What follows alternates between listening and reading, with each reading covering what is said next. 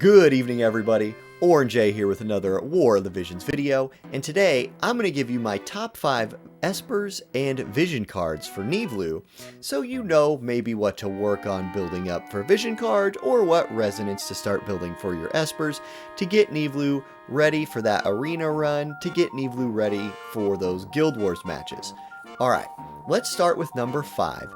And number 5, Vision cards. We're going to start with Vision cards. My 5th Vision card for Niv'Lu is more of an idea than it is a specific Vision card.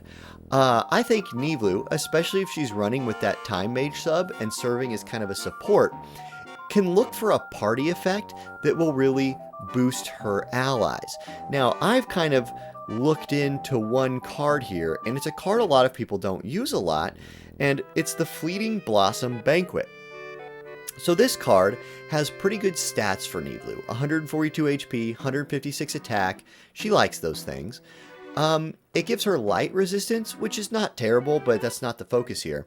The focus is the acquired AP up for your party. Frederica is an AP... I was going to use a bad word. She's an AP drainer. She uses a lot of AP is what I'm trying to say. If you're running Frederica and you want her to be barraging all the time, she's going to need bells, and she might even need more AP than that. If you've invested into Fleeting Blossom Banquet, I think this would be a good opportunity to use it. Give Fred that AP she needs to be the carry you want her to be, and then give Niv'Lu the stats from the card just to boost her. And she's going to benefit from the AP up as well while she's doing those buffs, and she'll be ready to start laying into the other team when it's time. So kind of a sleeper card here for number 5, and one that you don't see getting a whole lot of use. So Fleeting Blossom Banquet, number 5. Let's move on to number 4. Number 4 is going to be an MR card, and I'm going to go for Sharpened Concentration. It has 200 HP, 121 attack, 91 magic. For the unit, for Niv'Lu herself, it's going to give her accuracy plus 20, which is really good for her because she doesn't have that guaranteed hit ability. It does give her spirit down 5, but you're not going to be too concerned with that. And then the party effect is going to be missile attack up 20. You're going to want missile attack up somewhere. If you're running like Niv'Lu and another gunner, or Niv'Lu and another, bow user, you're going to want missile attack. So if you don't have an MR missile attack card built up, I think Sharpened Concentration on Niv'Lu is a really solid choice to cover her not having a guaranteed hit gap, you could say. So good card, and if that's what you have, you're not going to be in a bad place. Okay, moving on. Number 3 on the Vision card list, I'm going to go Odin for number 3. This is almost kind of another support card for Niv'Lu. You would want to have maybe your Frederica running a damage card here, or your other carries running damage cards here. And then this would be for Niv'Lu to really boost your group. She's going to get Human Killer from the unit effect, so she's not nerfing her own damage here, and she's getting 362 HP, 142 attack, so she's getting those stat boosts that she wants, and it gives your party that single attack resistance up. If you're going against a lot of gunners, like if you're anticipating a lot of sharpshoots coming out for the meta, hey, single target attack resistance is going to be really nice there. So if you're running some like solo tanks and you want them really just tanking those hits, yeah, Niv'Lu might look to wear Odin to help your group out. She's going to boost her damage, she's going to make your group tankier in general, and that's great. Okay, let's move on. Number 2 on my list is going to be New Test Subjects. Now, this is a really, really good card. It's pretty new for us in Global. It gives 272 HP, 164 attack, 12 magic, which we're not worried about magic, and then it gives 70 dexterity. Ooh, that's nice. That's really nice on your shooters. More hitting, more accuracy, more crits. We like that a lot. Now, for some gunners, this is going to be their best card. It gives acquired AP up to the user wearing it, and that's a 30% acquired AP up. If it's Lucia specifically, she gets wind attack up 20, so it's really, really good for her. The party effect, missile attack up 25, and single target attack resistance up 12. So it gives that Odin single target attack resistance, right? Not as strong as Odin because Odin's giving you 20 and this is only giving 12, but it's also giving missile attack up for the group. This card really competes for best in slot for Niv'Lu, and if you're running Frederica, who's really starved for AP, or you're running Lucia, who also likes to have a lot of AP and gets the additional wind attack up, it would be their best slot. If this was a video about one of those two, I would have ranked this card number 1. It's a very close second on my list, but very close. This card is fantastic. If this is the missile card that you have built up, you're set. Use it. It's fine. And if you're running Niv'Lu and Frederica or Niv'Lu and Lucia, I would suggest running this card on one of them and letting Niv'Lu run something else. Maybe have her run Odin for... No, don't run Odin in this. Maybe have her run something that makes your group specifically resistant to something or something that boosts attack. But new test subjects, great card. The reason I don't put it in number 1 for Niv'Lu is because I put this card in number 1, Frederica's Dream. So, Frederica's Dream, 287 HP, 162 attack. For the unit wearing it, you get lightning attack up 10.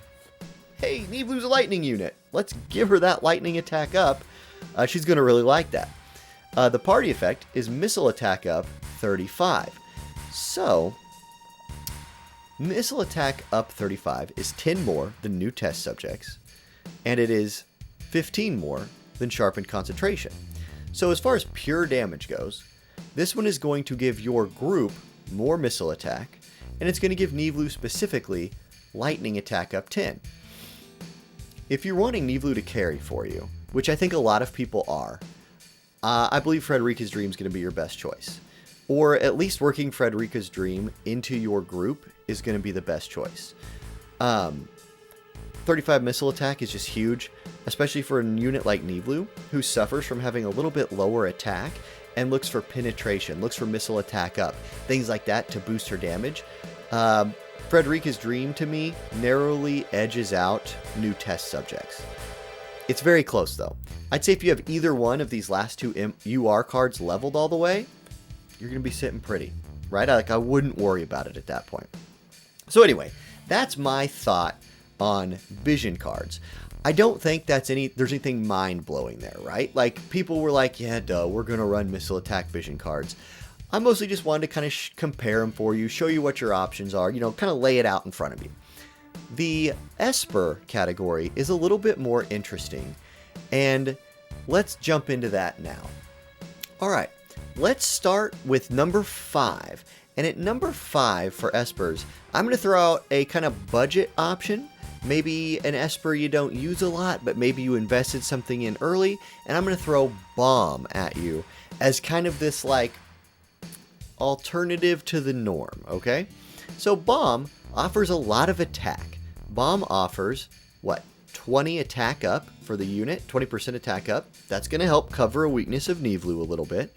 He also brings Human Killer. Bomb brings 15 Human Killer to the group. Bomb brings missile resistance, so if you're into this missile meta and you need to survive a hit, that's good. And Bomb brings TP up, so you can get more of those Quickens cast, or you can have some TP to really lean into the support abilities in a maybe 2-fight Guild Wars thing, right? So I think Bomb is an Esper a lot of people sleep on. I think he's really good. As far as raw stats go, Bomb brings 657 HP, 57 attack, and 11 agility. At least those are the stats we're going to look at. Now, those aren't great, but Bomb is an SR Esper. SR Esper, kind of fun to say. You kind of expect lower stats on that, but I think there's a lot of people who don't have all the UR Espers leveled up.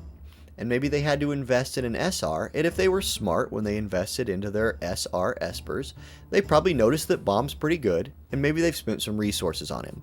So I think you can get some bang for your buck with Bomb, and if you don't have other options, or your other options are committed to other people, which is going to be a big factor in this review, I think Bomb's a cool choice. So anyway, Bomb. I'm going to throw Bomb out there as number 5. Alright, number 4. For number 4, I'm going to drop the idea of running Two-Headed Dragon on Niv'Lu. For one, Two-Headed Dragon gives a nice bit of attack, This again helps cover a weakness of Niv'Lu. He offers Dark Killer, which really leans into the current meta that you're going to see a whole lot of dark units. And he offers Accuracy. Niv'Lu, although she doesn't suffer for accuracy specifically, doesn't have that guaranteed hit attack that a lot of other missile units have. So hey, having 15 bonus accuracy from Two-Headed Dragon might be nice. That might be the difference in an attack getting dodged and you losing a fight, or something like that. The stats on Two-Headed Dragon are good for Niv'Lu specifically as well, I think. 871 HP, okay. 108 attack, really good for an Esper. And 10 agility. Now, 10 agility is low, but this is Niv'Lu we're talking about. She's naturally very, very fast. So that 10 agility doesn't cripple her like it might cripple some of your slower units who are looking at running Two-Headed Dragon, and you're like, oh my gosh, it just slows them down so much. I need him to be fast. Well, Niv'Lu's going to be fast almost regardless of what Esper you put on her, so it makes Two-Headed Dragon a little bit more of a choice. Is he ideal? No. Is he good? Yes, I think so. Okay, moving on. Number 3. For number 3, I'm going to put forward the idea of Chocobo. Chocobo's an MR, right? So you're not going to get that UR level of stats from Chocobo. He's bringing 784 HP, 70 attack. Again, those aren't bad. And he's bringing 15 agility. That's not bad. For an MR, 15 agility is pretty good. But Chocobo's real benefit is going to be in his skill tree. He offers a nice 15% attack boost. That helps cover for one of Niv'Lu's shortcomings. He offers missile attack up 10. Niv'Lu's going to love that. Offers some accuracy, which is good for her. And then brings some Earth Killer. Earth Killer, there's plenty of Earth units walking around. And if you kind of know that you're like, well, I got some Earth Killer on my Niv'Lu, you might not shy away from that kill fade. You might kind of look to one punch that, or not one punch, because you have the weakness already, right? But this might help cover that weakness against Earth that your lightning units have. And yeah, I think it's cool. Like, I think Chocobo's a really viable Esper on Niv'Lu for those reasons. All right, number 2. Now, when I talk about number 2, I'm going to talk about Odin. I think Odin could compete for number 1 on this list very, very easily. I think he could compete for number 1 on most lists when you're talking DPS classes. The reason I'm not putting him at number 1 is because I think he might just be better on a different member of your group. Niv'Lu doesn't need Odin as bad as some other people might need him. He has 19 agility. You're going to need that on your slower units. But he's still insanely good on her, and that's why he's number 2. So let's talk about it. Anyway, stats. He brings 823 HP, 80 attack, and that 19 agility. She's going to be Speed Demon Niv'Lu with 19 agility from an Esper on her. You're talking maybe 2 turns to 1 turn for the enemy tank, like that level of speed. If she's hasting herself on top of that, ooh, watch out. Watch out. All right, skill tree from Odin. You're going to get some accuracy just a little bit, but you're really looking for that human killer and attack up. Odin brings a ton of human killer. This is why he's so dang good as an attack character's Esper. He brings 25 human killer. What? That's crazy. 25 human killer. So good. He also brings 7% attack, which is good for her, and he brings missile resistance and slash resistance, kind of whichever one you want. You're probably going to go more missile resistance on Niv'Lu, because if she's in range to be getting hit by slash attacks, she's probably going to die, regardless of the slash resist. But she might catch a few barrages if she's standing too close to people, so that missile attack might turn her from getting one shot into surviving once and then killing somebody. So I really think Odin is great, and he gets number 2 on my list for the reasons we just talked about. All right, number 1. We're going for, it's a pretty obvious one, the UR missile attack Esper, right? We'll go Tetrasylphid here. Tetrasylphid brings 849 HP, 60 attack, and 16 agility. Really good stats. Like 16 agility, that's going to make fast Niv'Lu really fast. Not quite as fast as Odin, because it's Odin, but still really good. Alright, skills from Tetrasylphid. The most obvious one is 15 missile attack up. It's great. You're going to love that missile attack up on any missile unit, so okay. brings some accuracy, which is nice, brings a 7% AP boost, which, you know, if Niv'Lu's standing back there casting some buffs, you want her to come out of that phase with as much AP as possible. So getting that 7% AP boost from Tetrasilphid, that's going to just help her come out with a little bit more. Tetra also brings evasion. That's the other thing this Esper is known for. And I think you might see some cheeky evasion Niv'Lus running around. I still don't know that it's going to be good. But if Auronnj Jesus is on your side, and you can dodge an attack or two, that might be enough to turn a fight around. And so I think Tetrasilphid, a really good choice for Niv'Lu. She also brings that Earth Killer that will help you overcome your natural weakness as a lightning unit. And maybe, you know, Mont isn't as terrifying anymore. Not that he was probably terrifying in the first place. But maybe with Tetrasilphid, Killfay is a little less scary. Or Zombie Ryryu takes a little more damage. So anyway, Tetrasilphid gets number 1 on my list. Although it's close. Odin was sneaking up there. And as I'm talking about it, in my mind, Odin's sneaking up there more. But if you're running somebody else, they might want Odin more than Niv'Lu does. So share Niv'Lu, give your friends some buffs, give your friends Odin, and go win some arena fights.